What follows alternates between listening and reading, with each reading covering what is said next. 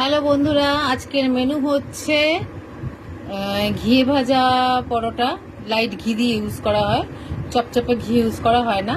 আর হচ্ছে চানা মশলা আর লেবুটা অ্যাকচুয়ালি চানা মশলা আর পেঁয়াজের মধ্যে মানে দেওয়া হয়ে গেছে, ছিবড়েটা তাই দেখাচ্ছি।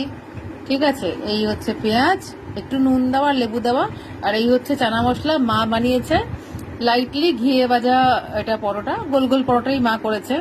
মায়েরও তো বয়স হয়েছে, খুব একটা পারে না, কষ্ট করে তাও করে, যেহেতু আমি খুব একটা মানে সুস্থ নই তো। আর এই হচ্ছে লঙ্কা। ঠিক আছে, লঙ্কা অ্যাকচুয়ালি আমরা দানা ফেলে খাই, তাই ফাটিয়ে দানাটা ফেলা হয়েছে।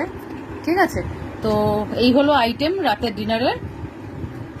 তোমরা একটু প্লিজ জানিও কেমন লাগছে দেখে। এই হচ্ছে চানা মশলা, আমার মা কিন্তু রিয়েলি খুব ভালো মানে বানায়।